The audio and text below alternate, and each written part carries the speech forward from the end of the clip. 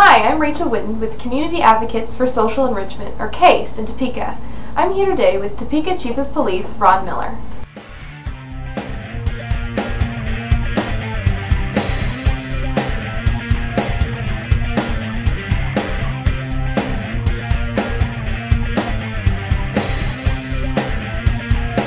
Chief Miller, thank you for sitting down with us today. You're welcome.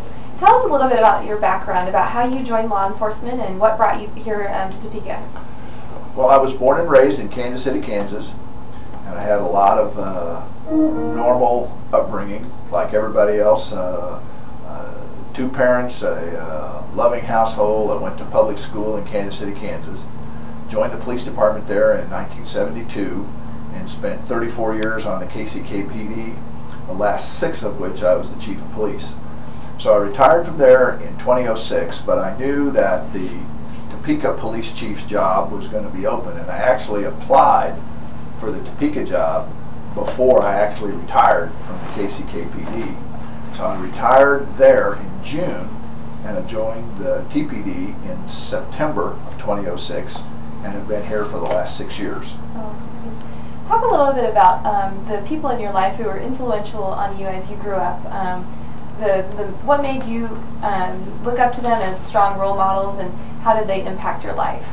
Well, I think the first two obviously would be my parents. I have one sister and 2 parents, obviously, so the 4 of us were a typical nuclear family in the 1950s and 60s and 70s and so on.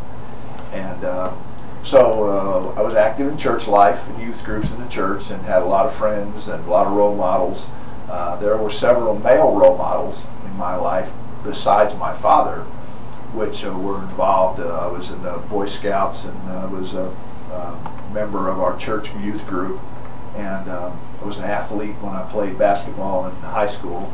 So there were a number of male role models in my life, and I think they had a positive influence on my beliefs and my psychological makeup and that sort of thing. In your role as Chief of Police, what do you see as the toughest challenge for youth in the Topeka community? You know, there are a lot of people in Topeka that have a different view of Topeka than other people. In other words, native Topekans may have a little different view of Topeka than transplanted Topekans. People who move into this community know that it's a really good community and it's a nice place to live, while people who lived here their entire lives don't have the benefit of comparing it to anything else. So sometimes the young people in Topeka may have a little bit more negative view of the long-term future of Topeka, but as they grow older and they figure out that there are other places to live, and they go there, they find Topeka is not a bad place. Yeah. And the fact is that I think that the challenge for us in the community is to educate our young people to the point that they know that there are other opportunities out there, but that Topeka really is a good place to live and a good place to raise a family. What do you think our role as leaders in the community to help those young people achieve their goals, to realize that there is a promising future for them?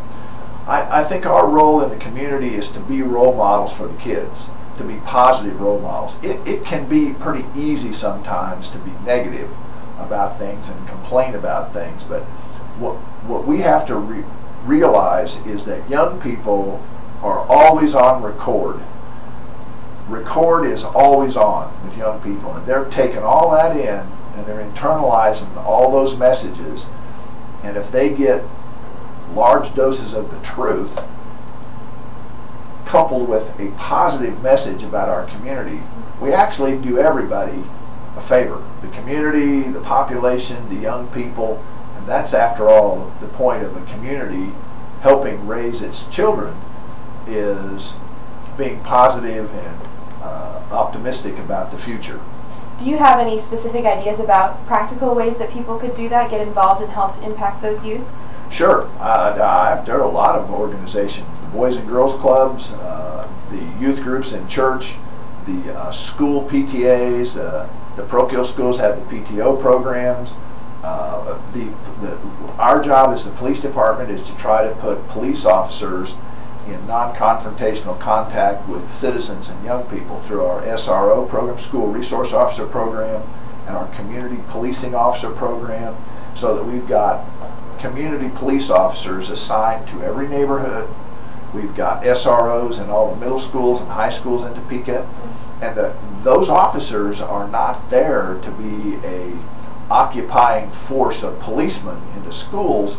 Those officers are there as part of the faculty that are interacting with the kids, working with the kids. They're in uniform, they're highly visible, and so what we do is we reinforce to the kids that there is order, and there are people from the government, the police officers and the teachers that are there to help them and to make it a positive influence, be a positive influence on them. Now, I think that the SRO program, the Community Policing Officer program, all of those things will, over the long term, will really help the Topeka community. Anything else you'd like to add, Chief? I don't think so. Thank you so much for your time today. You're welcome.